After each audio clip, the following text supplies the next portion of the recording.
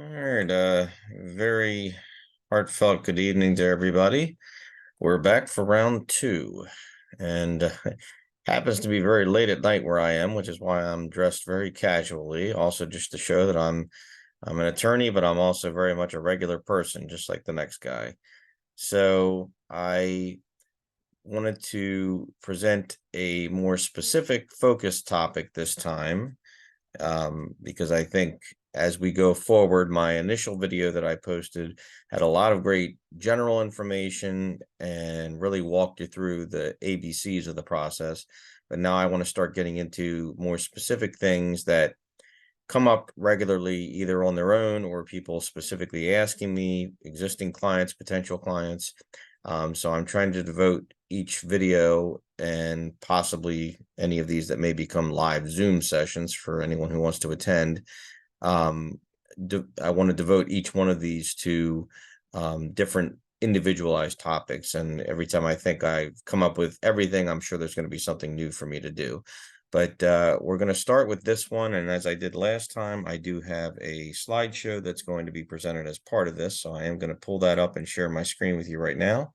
So bear with me 1 second. All right, there we go. And I'm going to start this as a slideshow so we can go through it together.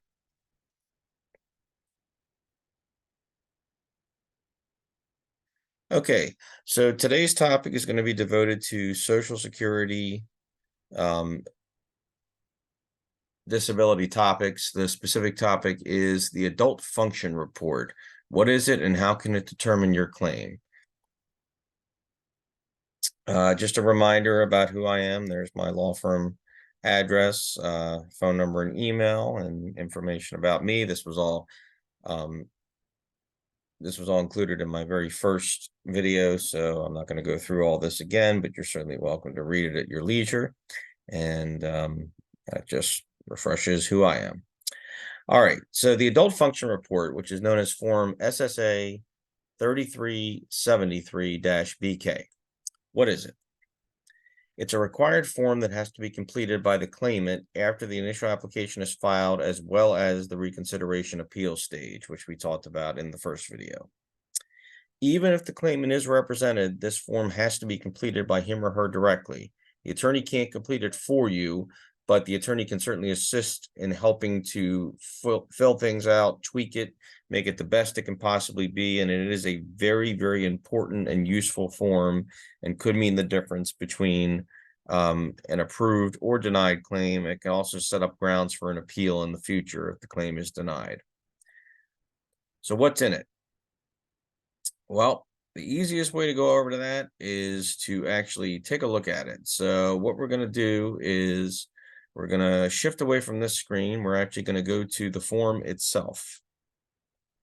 And that what you see on the slideshow here is actually it's a web page, but it would actually pull up a PDF of the form. So I'm going to pull it up now. Here it is on my screen. Now, the beginning pages, the first 2 pages are just instructions that come with it. So I'm going to skip over those and we're going to get right into it. Now, this one is directly off of the Social Security website, and it happens to be a fillable form.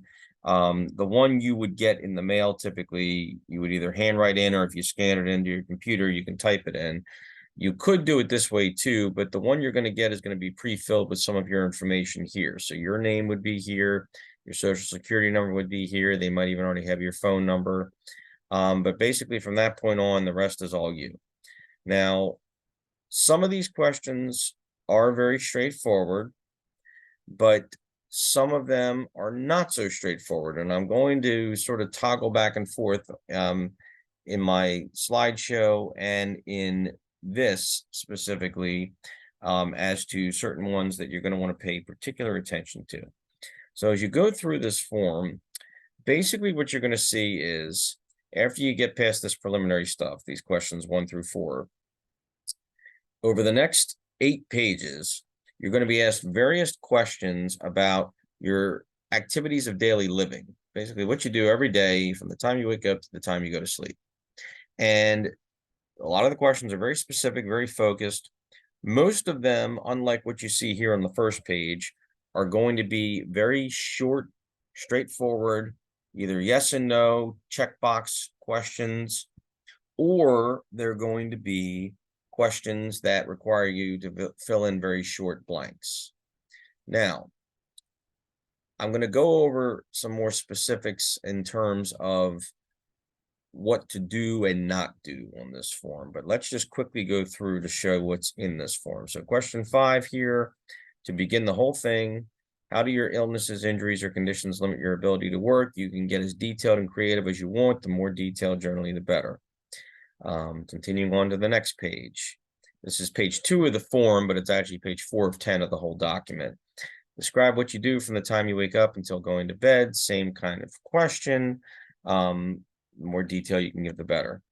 Do you take care of anyone else? See, here we go with the start of a bunch of yes, no check boxes. Do you take care of pets or animals?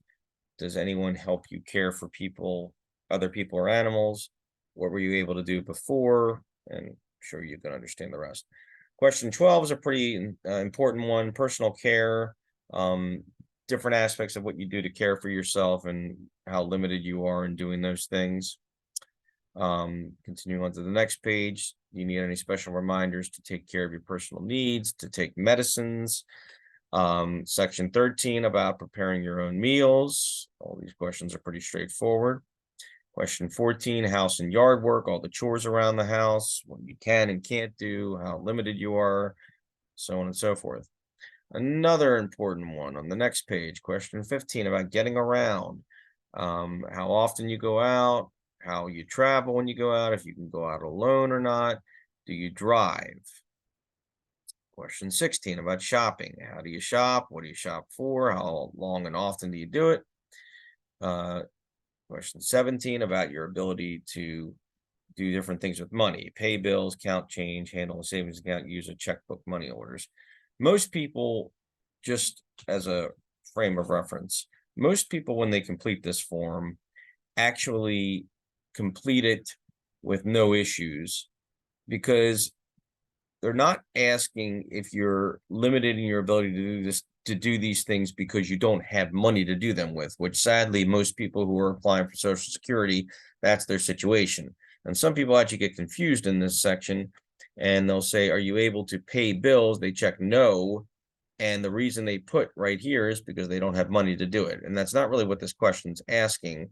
Like all the questions in here, it's asking about, do you have limitations or difficulties doing that because of your impairments? That's the focus. If your impairments have affected your perhaps physical capabilities as far as using your hands to write out a check, let's say, if you do that, if it's affected your mental faculties or your cognitive abilities to understand how to pay a bill, whether it's writing out a check and mailing it, or whether it's going online and trying to do online bill pay, that's the kind of things that these questions ask. Continuing on to the next page, hobbies and interests. They ask you what your hobbies and interests are and how often and well you're doing these things currently and any changes in doing them. Question 19, social activities, how much time you're spending with others. If you don't necessarily have the types of impairments, usually on the mental health side, that would impact your ability to be around or get along with other people, then generally this is not something that you have to really worry about too much. But it's still important to note, if you have any difficulties in these areas whatsoever, it's important to make sure that you build this out to the best of your ability. Continuing on to the second to last page, page 8 of 10.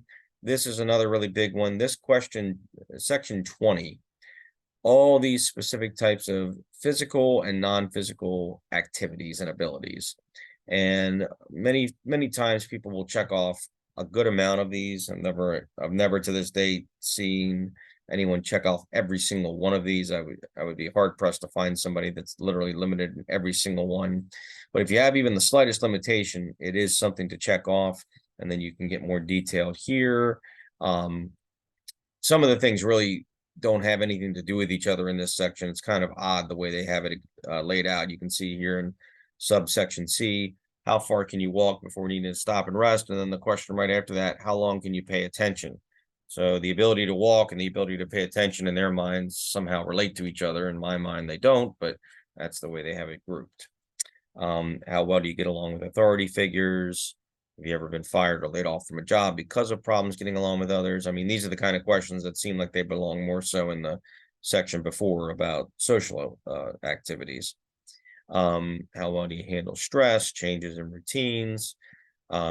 Then question 21, do you use any of these following devices? If you do, you check them off, explain what they are, when they were prescribed, who prescribed them, when you use them, and so on and so forth. And then on the final page, you list out all your current medications. If it's too many to list out, you can say, you can attach your own separate list from a doctor's office or medical records or even a pharmacy and just say see list. But it is important to generally note side effects you have if you're aware of them. So even if you're not listing each medicine out, you can list the side effects here. Because that's not going to be on a medication list. And then finally, any additional remarks you want to make if you didn't have room on prior ones, to be able to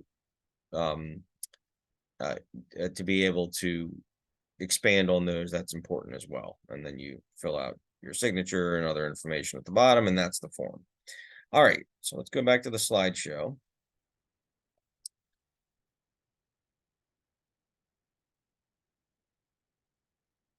So here are some guidelines for filling it out in general. This one I cannot stress enough, and that's why I have it in all caps. Do not ever take the easy way out. Put in the time and effort to fill this form out completely and include specific details and examples. We as human beings have a tendency to find the shortest distance between 2 points, a straight line. And while that may serve us well in certain instances, this form and this whole process that's known as Social Security Disability is definitely not one of those times. You do not want to be lazy and just gloss over all of this. You want to take the time to really explain in detail who you are, how limited you are, and how your impairments that you're claiming make you fully disabled and unable to work a full-time job cause you limitations in your everyday life and activities. So don't take any easier, quick ways out. You're going to understand that a little better when I get to some specific examples momentarily. Watch very carefully for the questions that let you out quickly with a checkbox or a quick fill in the blank. Those are the questions that they want you to take the bait on and do just that, so that they can use against you later to say, clearly, you don't have any significant limitations because you yourself checked a box that said blah, blah, blah. So that's exactly why you want to make sure, even if there's the slightest issue with what's being asked as far as a symptom or limitation, spell it out in the most detail you possibly can. Always take the time to explain and elaborate. And this is important too. And this is where you have to know that it's important to read between the lines, even if a question doesn't specifically ask you to do so. When we get into a couple specific examples in a moment, you're going to see some questions will say yes or no, and then below that it'll say, if yes, explain. Well, sometimes it's if no, explain. And you might not know to do that because that's not what the question's actually prompting you to do, but that doesn't mean you shouldn't do it. And when you see a specific example that I'm going to give you, you'll understand that a little better. Ask yourself for each function or activity, how limited am I in doing this? How difficult is it for me to do it, even if I can do it? Do I need assistance doing it? How consistently can I do it on a daily basis? And so on and so forth. And each answer you come up with in your own head, that's what you need to be writing down on this form. Don't skimp on it. Put all those details out there. So here's some questions to watch out for. These are the ones that I find cause the most amount of problems, trip people up. Social Security waits for you to take the bait, and then they pounce on you the minute you do. So I'm going to go back to the form for each one of these. So I'm going to toggle back and forth a little bit, and I apologize if it gets a little discombobulated. Page 4, question 12 on personal care. Let me get back to the form now.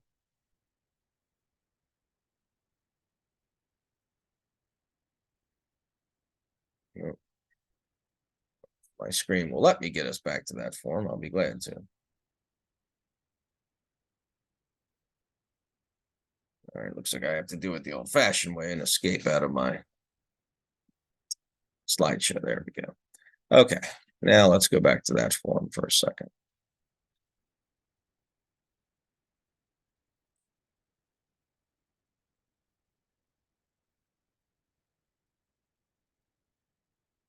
Okay, let's see here. Okay, here is a prime example of where Social Security loves for people to take the bait. We as humans, again, have a natural tendency to take the easy, quick route out. And Social Security prominently takes advantage of that with this question. Take a notice, if you look right at the top of question 12, personal care is in all bold and all caps. Now look right next to that. In parentheses, couldn't be more prominent. Check here, big box, if big bold, no problem with personal care. Well, as I'm sure you can take a wild guess, most people look at this form and look down below and see, oh my God, look at all these blanks I have to fill in. But I can get out of this much quicker if I just check that box and save myself a lot of time. And for a lot of people, it's a daunting task to fill this form out on top of what they're already dealing with. So they take that bait and they check that box. And I can't begin to tell each and every one of you how often Social Security, when they deny an application or deny an appeal, will come back to this form. And among many other things they cite, this is one of the most significant ones where they say, well, the person admitted they can perfectly take care of their own personal care. They have no issue. Well, the problem with that, unfortunately, is that most people don't have the ability to take care of their personal care the way checking this no problem box would imply. Most people, if I said to them, think about your impairments. Let's assume it's a physical impairment. You've got some kind of back or neck or shoulder or knee issue, and you're in pain and you have limited range of motion. How easily can you get yourself dressed every day? I mean, can you do it? Okay, yes, I can do it. I'm not saying that I have to have someone dress me, fine. But how easily and quickly can you get yourself dressed every day? Can you get yourself moving 1, 2, 3 in the morning to get out the door if you theoretically had an 8-hour a day, 5-day a week job? Do you have difficulty getting your shirt over your head, sitting down to put pants or socks or shoes on, tying shoes, buttoning buttons, zipping zippers, you name it? And the vast majority of my clients would say, yeah, I do have problems doing that. Well, guess what? The minute you check that no problem box, you told Social Security you had no problems. And then you just basically gave them ammunition to deny a claim and have perfectly valid rationale and justification for doing it. Once again, I cannot emphasize enough. You must tell Social Security exactly the way it is for you. And this is a prime example of where to do that.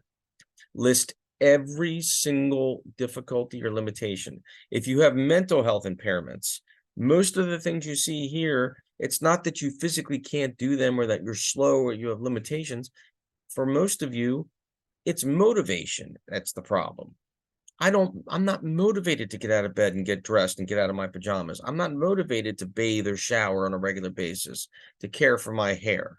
So all of those things need to be considered. If you have physical limitations, but the pain makes it such that you just throw in the towel some days, same thing. It's both physical limitations and motivation. Now, the only one on this form that routinely I'll see people usually say no problem with is the one right in the middle of feed self. That's fine. I don't expect someone to tell a little white lie to say someone has to feed them if they can really feed themselves. Most people can. And as I've said before, and I said in my first presentation, being disabled under Social Security's rules and regulations does not mean being an invalid. You do not have to be completely reliant on somebody else in order to be found disabled. So please bear that in mind. All right, let's go back and hope that this time the slideshow is going to work the way it's supposed to. Actually, I'm taking it out of the slideshow and I'm just going to work from my actual PowerPoint slide itself. All right, the next big one to focus on is page 6, question 15, getting around, going out alone and driving. Let's get back to that one for a second. So, another area that Social Security loves to trip people up on. Okay, question 15A, how often do you go outside? Stated as it is, that's fine. A lot of people will say, I try to go outside to get fresh air, to move around a little bit, to just break the monotony of being in my house constantly. That's fine. Question B, again, same thing. However you typically do get around, no problem. But it's questions C and D here. These are the ones that get a lot of people in trouble sometimes. So this is also a prime example of what I referenced earlier, where you notice both of these questions are yes/no questions, but the explanation section underneath, they're trying to limit you if you only check the no box for each one. When going out, can you go out alone? No. If no, explain why you can't go out alone. Do you drive? No. If you don't drive, explain why not. Well, here's my rules. Here's Andrew's rules for everybody. First of all, for these questions, if the answer is a technical yes to either one or both, you can go out alone and you do drive or you're capable of driving. That's fine. Check the yes box. I don't want you to check the no box and put on a show that doesn't actually exist. But I'm here to tell you that it is not only perfectly acceptable, but it is absolutely necessary to specifically spell out what limitations you have, even in spite of being able to do each of those things. So for going out alone, many of my clients, if I ask them point blank, like, can you go out alone? Yes. Do you prefer to go out alone or do you prefer to have somebody accompany you? No, if somebody's available to accompany me, I'd rather have somebody accompany me. Why? Well, if I've got a physical limitation, I want someone there in case something happens to me. If I lose my balance and fall, if my knee gives out, if I get in a lot of pain and I need somebody to help get me settled with my pain. If I have a mental health impairment, I'm going to have a panic or anxiety attack. I need someone to help ground me. I need someone to help me in the food store getting my groceries done. Those are the kind of things to write out in this explanation section. Even though I can go out alone, I try not to as often as possible. By the same token, do you drive? Even if the answer is yes, how well and how long and how far and how often can you drive? Oh, I only drive the shortest distances only when I have to. I have a driver's license, I have a car, or I have a car to use, but if somebody's available to drive me, I much prefer that because it's hard for me physically. I can't sit behind the wheel. I can't turn my head because I've got a neck problem. It's hard to do that. I can't sit for long because my back or my knees are killing me, et cetera, et cetera. I have a client who had a stroke that affected the right side of his body. When he filled this form out the first time and sent it to me for review before it went in, he checked this box, yes, for do you drive, and left it alone. And I knew there was no possible way this guy was able to drive without some serious difficulties and limitations. And I had never taught him about it. So I put him to task on it. And I said, so-and-so, you say you drive, huh? Yep. Do you have any problems driving? Oh, I have lots of problems driving. Tell me about them. So he proceeds to tell me not only, of course, about the difficulties just because of the fact that he suffered the stroke that affected the whole right side of his body, which is the most significant side for driving a vehicle. He then proceeded to tell me that in order for him to be able to drive, the car that he owns had to be specially modified and outfitted with special modifications and devices. I can't explain them exactly, but basically it allows him to control the entire right side of the driver's side of the vehicle from the left with his left side. That's his strong side because of this stroke. So in order to press the gas and the brake, and in order to shift the car, or in order to shift the gears of the car, he has this special apparatus that's in the car. This does not come standard on any vehicle in the United States or anywhere in the world, probably for that matter.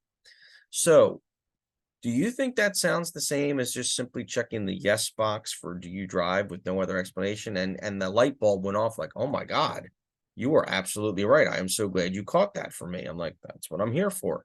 Because those are the types of things that Social Security will not hesitate for 1 second to use against you when you don't paint the full picture and they think they know it all and they don't know squat. So these are the types of things you have to tell them constantly. You cannot hold back on this stuff because they will use it right against you if it's not there for them to see. So always expand on these things, even when it doesn't seem like that's what it's asking for. Don't be fooled by it and allow yourself to read between those lines. Okay, the final one. Page 8, question 20, on all those specific limitations and details. Let's get back to that. Okay, first of all, for 20A, like as I said before, if you have even the slightest limitation on any of these, check the box. It's not asking only check it if you have a significant degree of limitation. No, if you got even a slight limitation, check that box and put all the details right here, 100%. Now, for this one, how far can you walk before needing to stop and rest? Try as best you can to quantify it either in terms of distance or in terms of time, but tell it like it is. Don't try to be a hero. Don't try to say how far you can go when you really push yourself. Think of it in terms of the average amount, not your best day's work on a rare occasion. So that way they get an idea how limited you're going to be on an 8-hour a day, 5-day a week schedule. For how long can you pay attention? This is another huge one. Paying attention and concentrating and focusing are two of the most significant tasks that are required of basically every single job that exists in the country. If you cannot sufficiently pay attention and maintain concentration and focus and persist and maintain pace to be productive, no employer on the face of the earth is going to hire you or keep you on. So if you have any degree of limitation in doing that, you need to not only tell them that, you need to spell it out in every possible way you can. And this is your opportunity. First of all, if you notice above, we have check boxes for things that relate directly to that. Concentration, completing tasks. Memory and understanding and following instructions are also relevant too. But this question, for how long can you pay attention? Think about the things that typically distract you. If you have physical health problems, usually pain and those kinds of symptoms are extremely distracting. I know for myself personally, I could be sitting here in my office trying to get work done on a phone call, doing whatever, and I feel a slight headache coming on. Not a migraine, just a simple headache. I get them plenty. I get them a lot more as an adult than I ever did as a child. But the minute that starts happening, at least to a certain degree, my mind starts focusing on that pain. Like, uh-oh, I don't want this to get out of hand. I don't want it to get worse. And whether I choose to address it immediately or whether I let it sit for a little bit, see if it'll dissipate on its own, I'm devoting at least some attention to that instead of the task at hand. If the pain starts intensifying, I'm going to start paying more attention to it, and I may have to take myself away from work at least to go take some medicine and hope it kicks in. If the pain gets bad enough that I waited a little too long, I might be waiting even longer for the pain to start subsiding, and I'm going to be focusing more on that pain than I am on what I have to do. Well, when you have those kind of problems on a daily basis, every day, whether it's headache pain, neck pain, back pain, shoulder, arm, hand, wrist, knee, you name it, that's going to wreck your concentration, whether you're consciously aware of it or not. On the mental health side, you have significant mental health impairments, depression, anxiety, PTSD. Those kind of things are absolutely going to wreck your concentration and attention. So you need to make sure that you are not skimping on this question. You absolutely want to make sure, if you can truly only pay decent attention, not even great attention, I'd say decent attention for a few minutes at a time, 10 minutes, 15 minutes, That's what you need to write in this blank. Don't say I can pay attention well for a while, for at least an hour, that you really have to think to yourself, how limited am I on an everyday average basis? And that's what you need to write here. The next question, do you finish what you start? The only thing I would mention about this one, and this is extremely important, pay attention. If you check the box up above here for completing tasks, that is basically asking the exact same thing as do you finish what you start? To finish what you start means to complete something. So if you check the box up here, you should absolutely not be checking the box yes for do you finish what you start. Now, if you don't check the box here and you do decide, yeah, I finish what I start and I check yes, that's fine. Again, I don't ever tell anybody to state something that isn't, but here's what you do need to be mindful of. Does finishing what you start mean that you're doing it in the projected amount of time that it should take to do whatever it is? And if you see the specific examples here, these are not an exhaustive list of examples, but conversation, chores, reading, watching a movie. Ask yourself, am I able to complete these in a reasonable period of time, in the typical amount of time it should take it? Or do these things take me a lot longer? So I'll complete them, but to do a typical chore around the house, no, it's going to take me all day, multiple days to complete it. Watching a movie, well, I can watch the movie, but I might not finish it all in one sitting. I might fall asleep in the middle. I might get distracted. I might get bored. I might be in pain and have to stop it for that reason.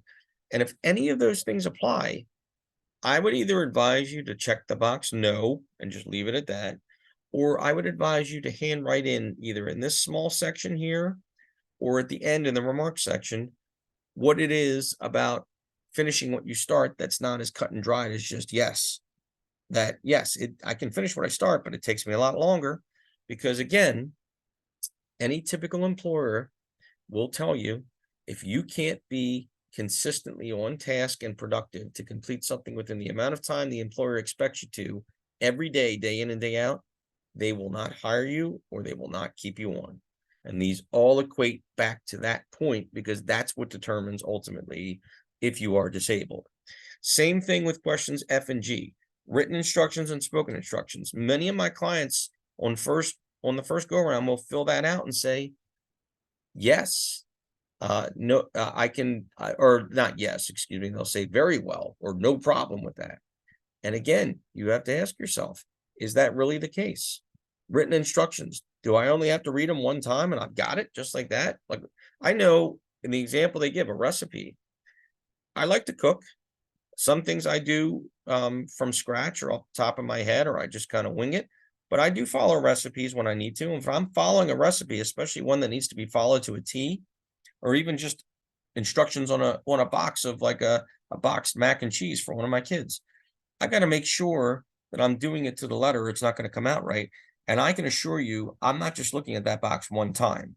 I have to look at it at least 2 or 3 different times each time I've done it, even when I've done it before, because I'm not going to retain that. And I don't consider that I have a problem retaining information, but that's just my human tendency. So those are the types of things you need to convey to Social Security.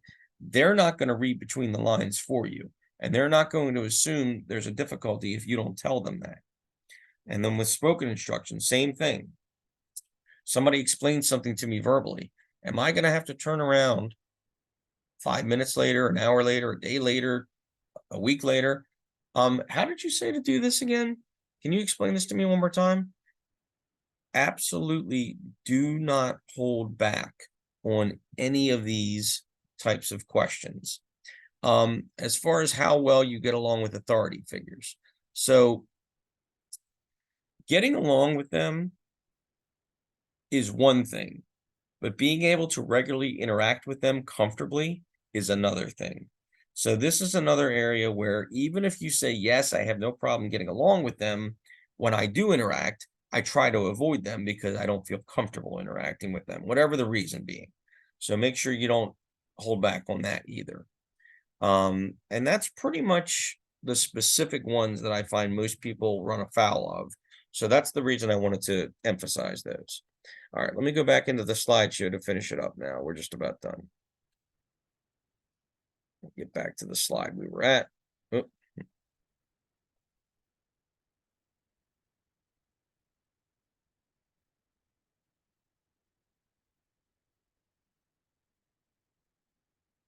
So the bottom line again, do not give Social Security more ammunition than they need and already have to use against you.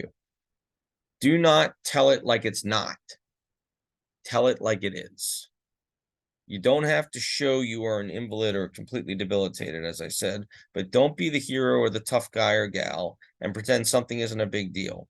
If it's keeping you from working any full-time job consistently, it's a huge deal. Plain and simple.